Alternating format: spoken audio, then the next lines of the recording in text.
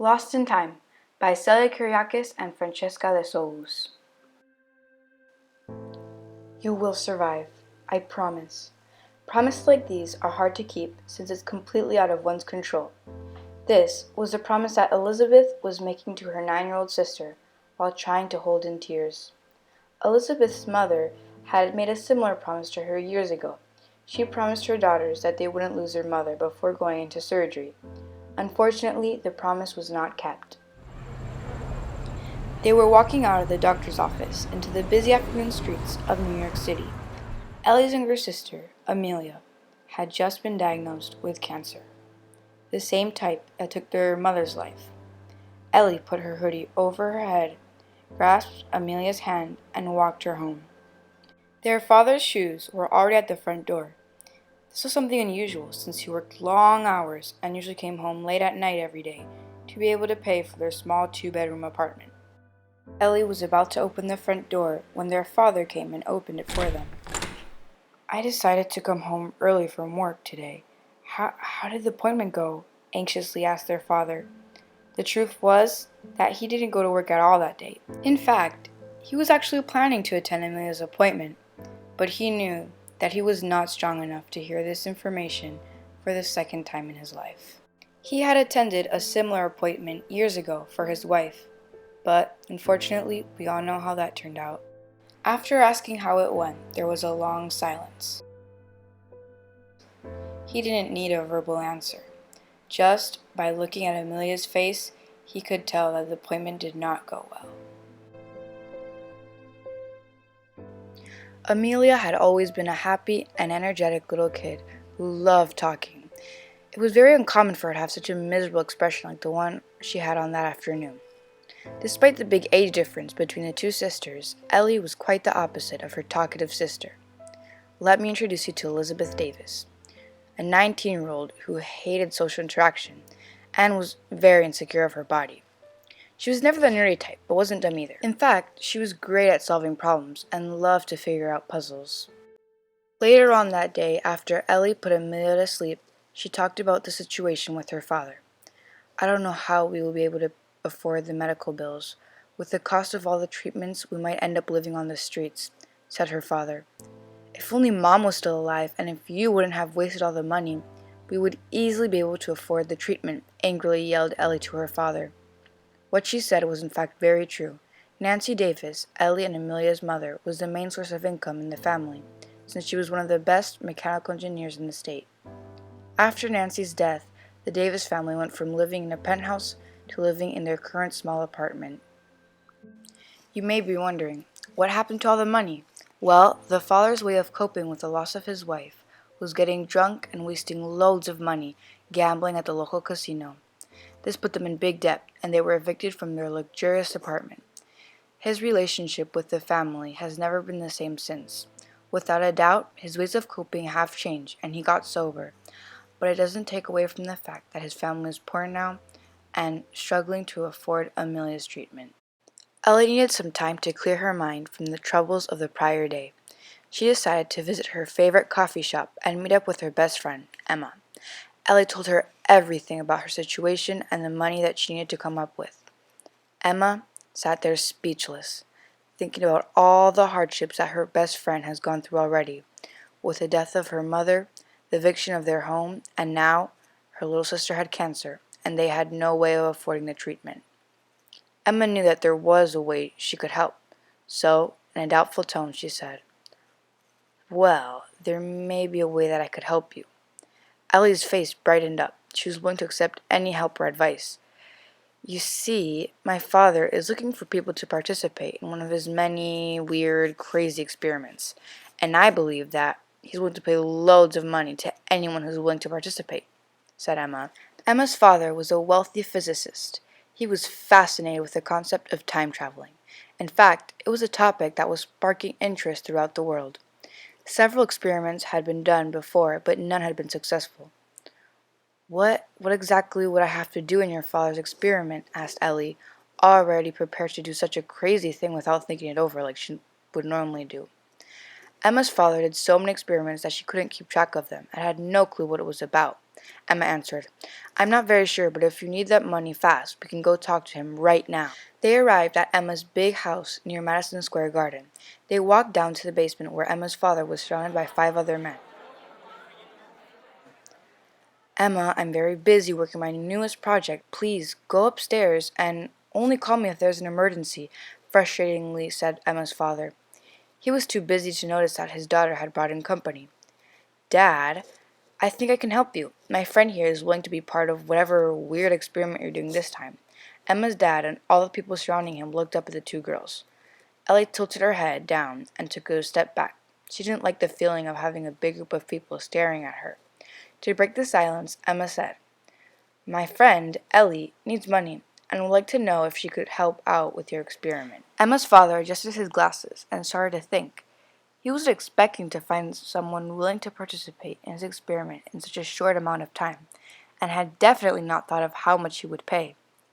Well, first of all, Ellie, you have to know what this experiment is about. Elvis, show her now. At once, one of the men turned the lights off, and a hologram appeared in the middle of the room with the model of a big machine-like capsule. This is the time-traveling capsule that I have been working on for months, said Emma's father proudly. Your only job would be to help us try it out by traveling 5 years into the future. Ellie could not bring herself to say anything. This was all happening too fast. I know, you may be thinking about how much money you'll be getting, the risks of the experiment, and blah, blah, but don't worry. This capsule was made flawlessly by me, and of course with some help from my colleagues, but let me tell you that if you are able to time travel successfully into the future and come back, which I am positive that you will be depositing a big fat paycheck into your bank account by Sunday afternoon, said Emma's father, trying to make his experiment sound exciting and safe. Ellie, in her right mind, would have rejected this proposal from the beginning, but she began to think of the possibility of losing what she most loved. Ellie was desperate and willing to risk her life to save her sisters, even if it meant taking part in this crazy time-traveling experiment. I mean, what's the worst that could happen? Ellie thought to herself.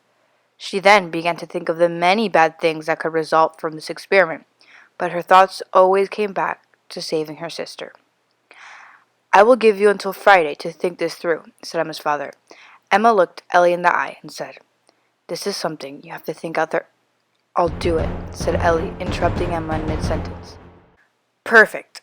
All you have to do is fill out this contract, and we can get right to it, said Emma's father enthusiastically.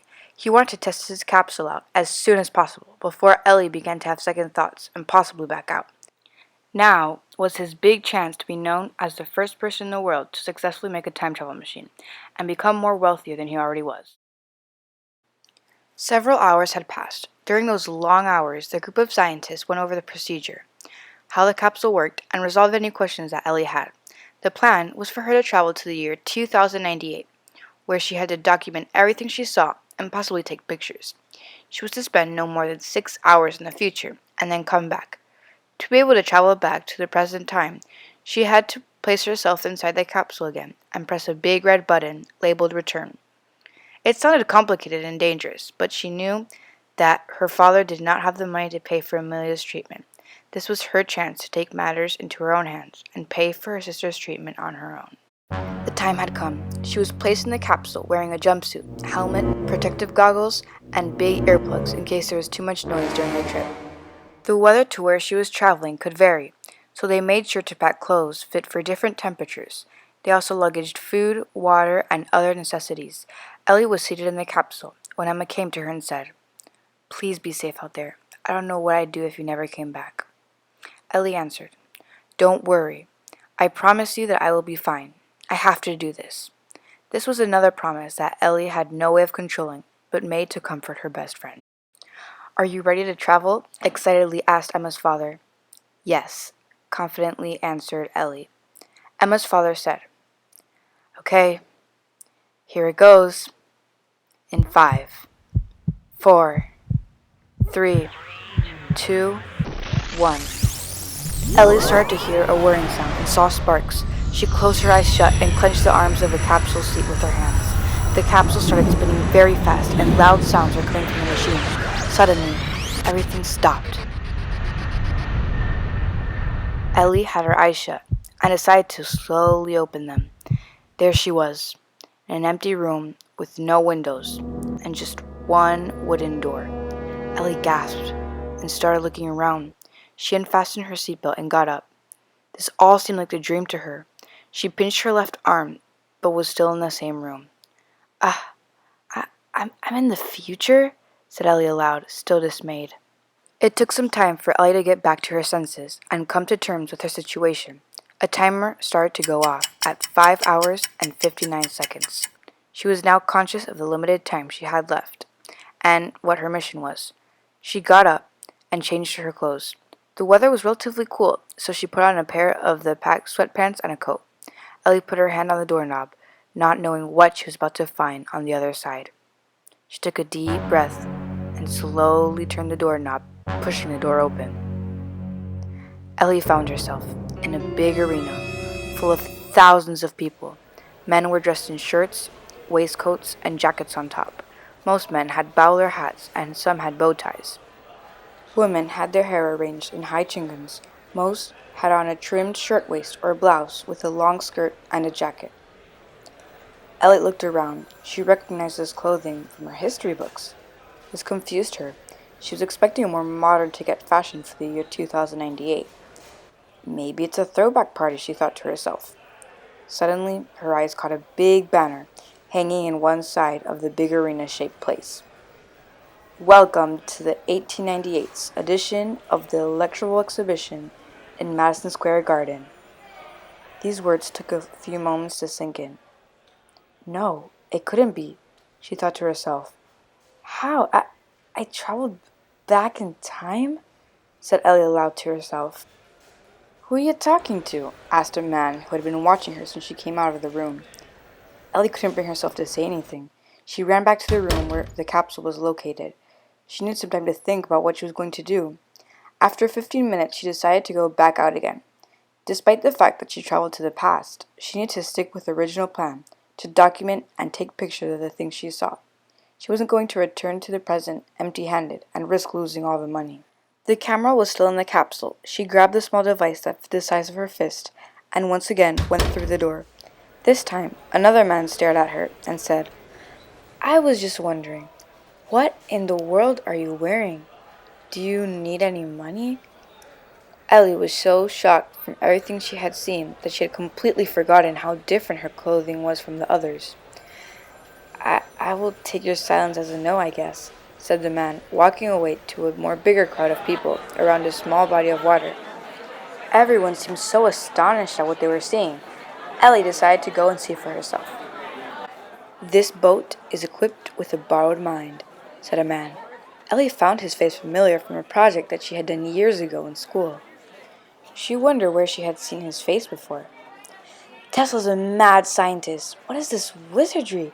Said a woman in the crowd to the person next to her. Ellie was in earshot and perfectly heard this remark. She couldn't believe it. She was just feet away from the legend, Nikola Tesla. Nikola Tesla, known for his contributions to the design of the alternating current, developing induction motors, and experimenting with wireless powers. These were the words from Ellie's teacher that she played in her head from her 8th grade science class. Immediately, she snapped a shot of him with her camera and of the crowd. A heavy steel boat, about 4 feet long, was moving by itself in the water. People gasped, not knowing whether to laugh or run away. People during that time had no clue what was happening. They were not used to seeing such a thing. Ellie knew exactly what was happening. Tesla was sending signals to the boat using a small box with control levers. A trained monkey is inside. That's what's controlling the pilot, yelled one of the men from the crowd. No, it's magic. Tesla laughed. Now, you guys will be able to control the boat. Shout any command, Tesla told the crowd. Move right, yelled a woman. The boat did as it was told and moved right. No one could believe it. Try asking some questions, said Tesla. Nobody knew what to ask. Suddenly, a person in the crowd asked, What is the cube root of 64? Everyone in the arena went silent, wondering how the boat was going to answer that question if it didn't have a voice. Finally, The boat flashed 4 times, and the crowd went wild. Tesla's radio-controlled boat was the start of robotics in the world. Few hours had passed, and Ellie documented everything she saw. It was all so interesting that time had flown by very fast. Ellie remembered the limited time she had and went back to the room. She had only 5 minutes left to travel back to the present. She went outside the room to get one last look of the past. I did it, she said to herself, thinking of the money she was going to earn to save her sister's life. Ellie hurried back to the room. She put on her travel suit, her earplugs, and packed everything she took out. 2 minutes and 10 seconds were left on the clock. She placed herself inside of the capsule, took a big, long, deep breath, and pressed the big red button. Nothing happened. Oh no, Ellie whispered in a worrisome tone. She frantically pressed the red button, hoping that the whirring noises would surround her once again, and that she would travel back to Emma's luxurious home. She was immediately disappointed by complete and utter silence. Ellie pressed her hand against her heart. She felt as if she were 8 again. She felt that fear we all would experience when we lost our mother at the supermarket. Most children would cry and yell out for their mothers. Not Ellie. She would simply sit there and wait. And that is exactly what 19-year-old Ellie did. She waited. Soon, Ellie heard a deafening loud. Ellie was suddenly sitting in a hospital waiting room. She frantically looked around, trying to spot her capsule. Well, I'm definitely screwed, said Ellie. Miss, can I help you with anything? Ellie turned around to see a familiar face. Rosie? Oh my God, Rosie! Said Ellie in a wobbly voice. The woman looked extremely confused. I'm sorry, do we know each other? Yes, we do. You're my mother's nurse, said Ellie, holding back tears. She saw as Rosie raised her eyebrows, scrunched up her nose, and tilted her head to the right. The poor woman looked like a confused Labrador. Ellie opened her mouth to clarify, but soon stopped, when she recognized a scrawny preteen girl, with long blonde hair and a single pink streak going down the side of her head. In what universe did I ever think that a pink streak would look good on me? Whispered Ellie under her breath. Even if Ellie was relatively new to the whole time travel thing, she had seen all 3 Back to the Future movies and had inferred 2 things from them. First thing being that their expectations for the year 2015 were way too high. And secondly, but most importantly, don't ever bump into your past self. It will cause problems. Following the wise words of Doc Brown, she ran to the bathroom and hid in an empty stall. Ellie knew very well what day it was. She relived that day mentally for the past 6 years. It was December 17th, 2012, the day her mother died. Ellie wanted to scream, smile, and cry, all at the same time. For many years, she had wished for more time with her mother, and here she was, sitting in one of those freakishly clean hospital bathroom stalls, with her mother alive and breathing in the next room. Unlike almost everyone in the history of the world, Ellie had actually said the right words to her mother before she died. This time, she didn't want to say goodbye. Ellie wanted to tell her mother about everything she had missed. She never got to cry on her mother's shoulder when boys broke her heart. She never got to see her mother when she graduated. All these things hurt Ellie deeply, but the one thing she missed most of all was her mother's touch. I need to go find her, whispered Ellie. She got out of the bathroom stall and stared at her reflection in the mirror. She wondered what her mother would think of her. Ellie tried to comb her frazzled hair with her fingers. She splashed some cold water on her face, but her attempts at fixing up her appearance were unsuccessful. Deep down, she was scared to disappoint her mother. Ellie started to give herself a pep talk. Come on, Elizabeth. She's your mother. Don't you dare back away now. Filled with courage, Ellie walked out of that bathroom and marched the hospital hallways, looking for the room 304. It had been years since Ellie had been in the hospital, but engraved in her memory were directions to her mother's room. Soon, she arrived. Ellie peeked her head through the doorway. She couldn't see much, but recognized her mother's paintings. That's the only thing Nancy would do all day. Paint. She would say that even if her whole body was weak and swollen, her hands still worked like a charm. At the time, she only saw blobs of color mixed and mashed together. Now she realized that it was her mother pouring out her emotions. Ellie knocked on the doorway. "Come in," said her mother. Those 2 words filled Ellie with joy. She slowly got closer to the hospital bed. That joy she felt soon turned into sadness. Ellie had canceled out from her memory the way her mother looked through the final days of her life. Nancy was as pale as a ghost. Her lips were chapped and purple. She no longer had hair, and every breath she took, you would hear a rattling sound. Ellie was startled by her mother's ill appearance. She expected a person full of life and happiness laying in that bed. Ellie took a deep breath and grabbed her mother's fragile, cold hand. Nancy stared at her for a while, analyzing every feature. "Elizabeth?" "Yes, Mom, it's me," said Ellie, as her eyes filled with tears. Her mom looked at her with the sweetest smile and said, "You can come closer. I won't break." Ellie took off her shoes and laid in bed with her mother. "Mom, you don't know how much I've missed you. I miss you when I go to the store and see other girls shopping with their mothers. I miss you when I don't remember that recipe you begged me to learn. I miss you every time something important happens to me and I have no one to tell. I call your phone, hoping that you will pick up and I can hear your voice again." Ellie rambled for a long time, not realizing that her mother isn't aware of her time travel shenanigans. "Sweetheart, I'm not sure I know what you're talking about," said her mother. Ellie looked up at her mom and said, "Don't worry about it, Mom. Just stay with me a little longer." Nancy reached over to her nightstand and grabbed an old beaded bracelet. She then gently lifted Ellie's thin arm and slowly put the bracelet on her wrist. "I know I'm dying, Ellie. I never want you to forget me. You will need to find the strength to go on. The days will turn to weeks, then weeks turn into months, and before you know it, I will have been gone for years. But I want you to remember, when someone you love dies, their body goes, but their love remains."